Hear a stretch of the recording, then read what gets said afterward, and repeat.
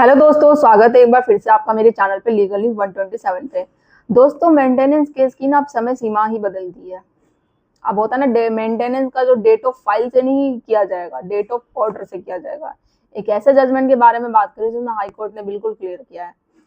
इस वीडियो में इसी टॉपिक के बारे में बात करूंगी और क्या है इस जजमेंट की डिटेल, कैसे होगा, क्या तरीका, क्या हुआ आखिर इस केस में, तो डिटेल्स में बात करेंगे हम। और चैनल पे आप मेरे नए जुड़े हैं तो चैनल को लाइक करना, शेयर करना, सब्सक्राइब करना बिल्कुल मत भूलिए। साथ ही बेल आइकन दबा दीजिएगा ताकि आपको टाइम टाइम से मेरे वीडियो की नोटिफिकेशन सबसे पहले मिले। दोस्तों, होता क्या है ना, जब भी मेंटेनेंस केस किया जाता है तो आप सबको पता होगा कि जो डेट ऑफ फाइल होती है ना, उससे मेंटेनेंस लगाया जाता है।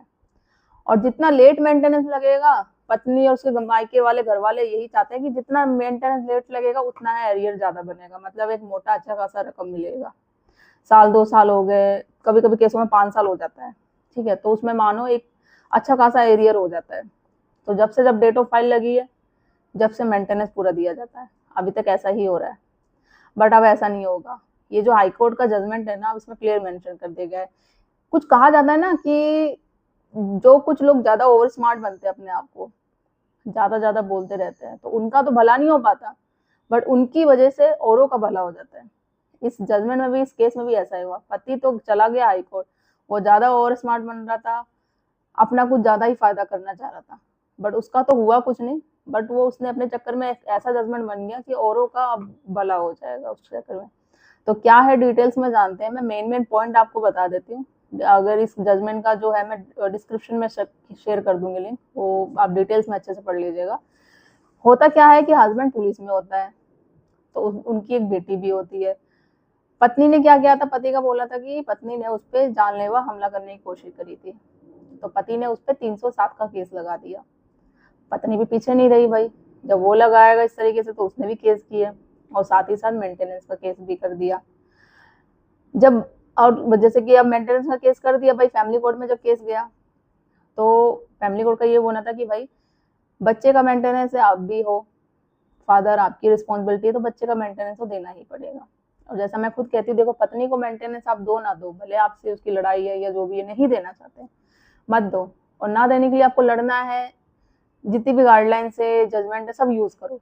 बट बच्चा है अगर आपके केस में, तो बच्चा आपकी भी रिस्पॉन्सिबिलिटी, उसको देना पड़ेगा।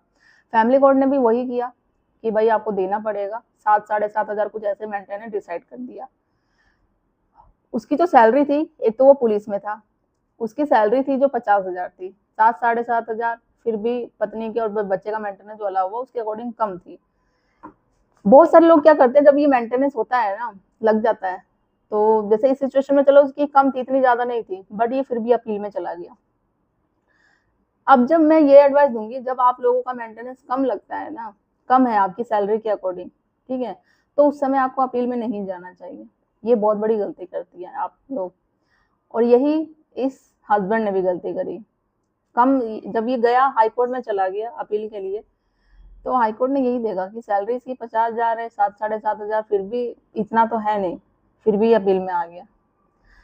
अब पति हाई कोर्ट में जाकर उसको कम करवाने की कोशिश करता है, ठीक है, कि कम की जाए। और जो इसका मेंटेनेंस लगा था ना, यही 2 साल के बाद ही लगा था, ठीक है, कि मेरी सैलरी तो 50 हजार है, मेरे खर्चे हैं, ये है वो है, ये बहुत ज्यादा मेंटेनेंस लगा गया है, तो इसको कम कर दिया जाए। और हाईकोर्ट ने ये दिया कि ऐसा पॉसिबल नहीं है, इसमें पत्नी और बच्चे का ये जो खर्चा है, ये फिर भी बहुत कम है जो लगाया गया है, तो ये आपको देना ही पड़ेगा, कुछ कम नहीं हो सकता।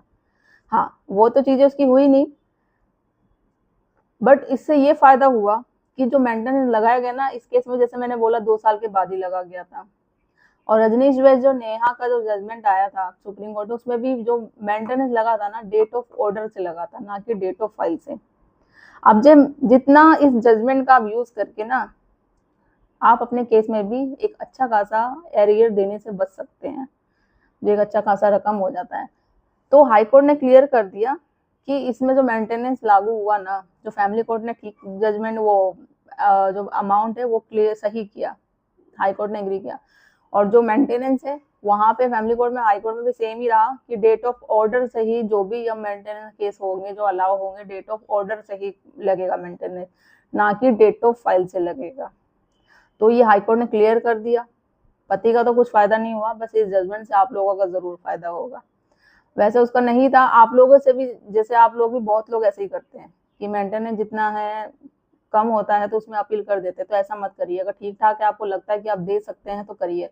अगर हाँ, जब नहीं दे सकते, आपको लगता है मेरी सैलरी इतनी है ही नहीं, मेंटेनेंस ज्यादा बना दिया, ज्यादा अमाउंट कर दिया, फिर आप अपील में जाइए हाई कोर्ट में, फिर रिक्वेस्ट करिए, सारी चीजें करिए कि हाँ मैं इतना नहीं दे सकता, उसको कम किया जाए।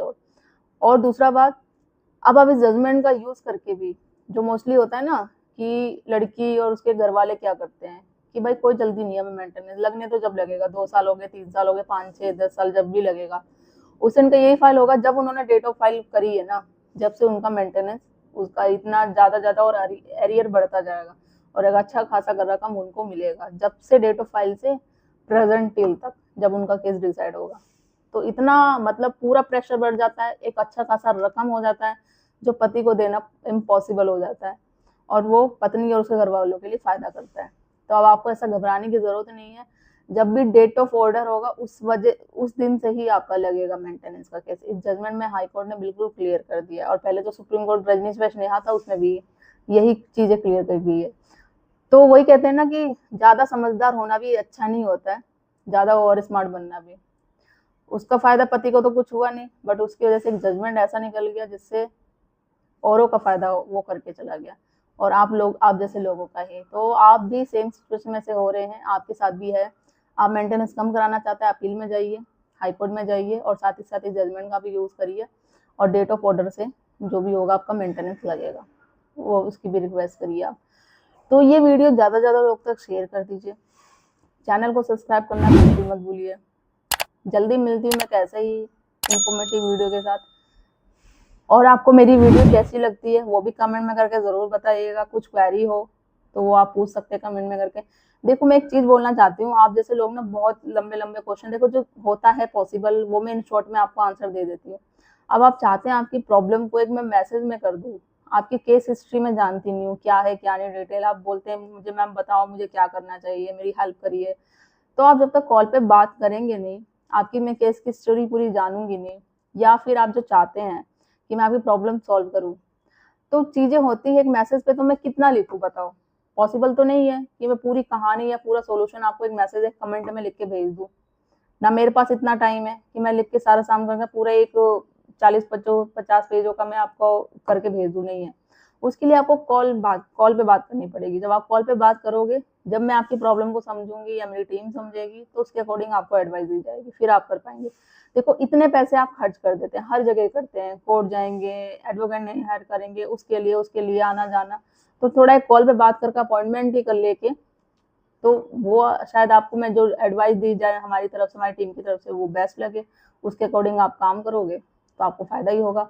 और जहां तक मुझे लगता है, ये जो मैं अभी भी वीडियो बनाती हूँ आप लोगों के फायदे के लिए बनाती हूँ, कि आपको लीगल अवेयरनेस हो, कानून की जानकारी हो, आप अपने केस में अच्छे से काम कर सकें। तो इतना मैं आपके लिए करती हूँ, तो इतना भी आप भी कुछ करिए, ठीक है। तो इससे मुझे अच्छा लगेगा, और मेरे अकॉर्डिंग अगर आप चलते हैं, जो वीडियो देखते हो केस में इम्प्लीमेंट करते हैं या नहीं करते, वो भी जरूर बताइएगा। और इम्प्लीमेंट करेंगे जब भी फायदा होगा, और मुझे जब भी अच्छा लगेगा कि जो मैं चाह रही हूँ वही हो रहा है और लोगों को हेल्प मिल रही है। तो जल्दी मिलती हूँ मैं कैसे इन्फॉर्मेटिव वीडियो के साथ। तब तक के लिए थैंक यू।